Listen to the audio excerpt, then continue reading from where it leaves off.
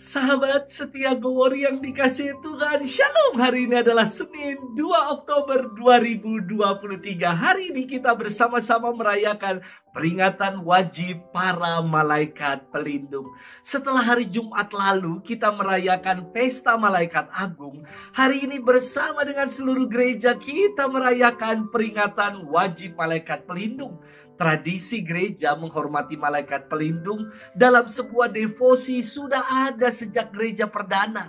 Namun, peringatan malaikat pelindung baru ditetapkan oleh Paus Clemens ke-10 pada tahun 1670.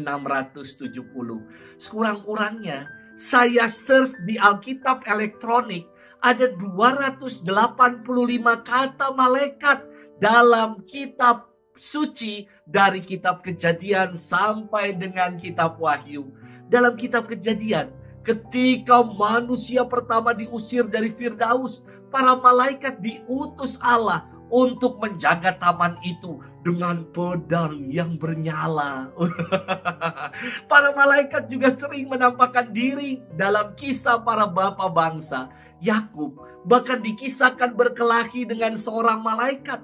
Para malaikat juga berjalan di depan orang-orang Israel ketika mereka keluar dari Mesir. Para malaikat menyampaikan sabda Allah kepada para nabi. Dalam perjanjian baru, kisah malaikat dibuka dengan kabar sukacita yang dibawa oleh malaikat Gabriel kepada Bunda Maria. Kisah perjalanan gereja perdana berkembang dengan tuntunan perlindungan dan bantuan para malaikat. Begitu istimewa peran malaikat. Dan hari ini kita memperingati para malaikat pelindung kita, bahwa Tuhan mengirimkan utusannya untuk mendampingi, menjaga, serta untuk menyertai hidup kita melalui kehadiran para malaikat pelindung. Yesus sendiri berfirman demikian dalam firman Tuhan hari ini. Ingatlah, jangan menganggap rendah seorang dari anak-anak kecil ini, karena aku berkata kepadamu, ada malaikat mereka di surga yang selalu memandang wajah Bapakku yang di surga. Hari ini kita akan bersama-sama merenungkan firman Tuhan yang diambil dari Injil Matius 18 ayat 1 sampai dengan 5, dilanjutkan ayat 10. Mari kita siapkan hati kita. Haleluya, haleluya, haleluya. Pujilah Tuhan, hai segala tentaranya. Muliakanlah Dia, hai para hamba yang melakukan kehendak-Nya.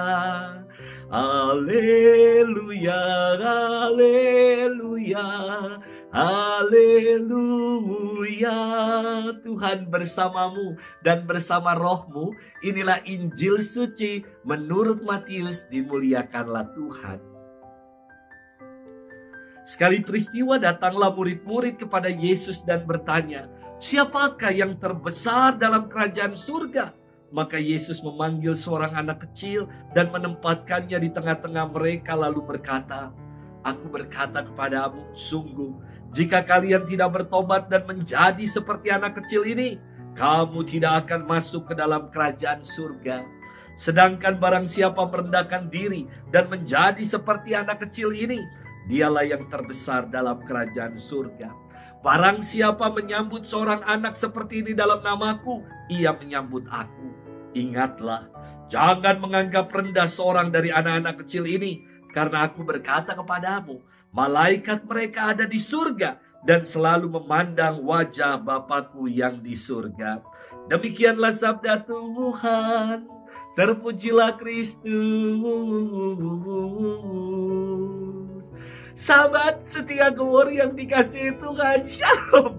Dalam komunitas Adi Yuswo, komunitas lansia, saya selalu disebut sebagai cuek. Bukan nama ikan, tetapi kepanjangan dari cucu sing paling gede. Ini sesuai dengan postur tubuh saya. Sebagai cucu, senang sekali diperhatikan sama oma dan opa. Maka walaupun saya sering ngeledekin mereka, namanya juga cucu, tetap aja disayang sama oma dan opa. Sahabat setia Gumur yang dikasihi Tuhan, firman Tuhan hari ini sangat inspiratif. Ketika para murid bertanya kepada Yesus, siapakah yang terbesar dalam kerajaan surga? Yesus menempatkan seorang anak kecil di tengah-tengah mereka. Tindakan Yesus ini adalah tindakan simbolis yang penuh makna. Menempatkan berarti memberi tempat, memposisikan atau memberi kedudukan. Ketika ditanya para muridnya siapakah yang terbesar, Yesus malah menempatkan yang terkecil. Tindakan simbolis ini ingin menegaskan bahwa jika kalian tidak bertobat dan menjadi seperti anak kecil ini, kalian tidak akan masuk ke dalam kerajaan surga. Sedangkan barang siapa merendahkan diri dan menjadi seperti anak kecil ini, dialah yang terbesar dalam kerajaan surga. Anak kecil dalam tradisi Yahudi tidak masuk dalam hitungan, alias dipandang sebagai anak bawang, dipandang sebelah mata. Namun Yesus justru memposisikan dan menjadikan anak kecil sebagai model dan inspirasi iman bagi para muridnya. Sahabat setia Gumur yang dikasihi Tuhan, menjadi seperti anak kecil bukan beriman kekanak-kanakan yang suka ngambek kalau nggak diturutin, cengeng dan manja, dan mau menang sendiri. Bukan seperti itu. Beriman seperti seorang anak kecil adalah iman yang sepenuhnya mau mengandalkan Allah. Iman yang sepenuhnya bergantung pada Allah. Iman yang selalu haus untuk mengenal Allah lebih dalam. Selamat bermenung dan Tuhan memberkati kita selalu. Dalam nama Bapa dan Putra dan Roh Kudus. Amin.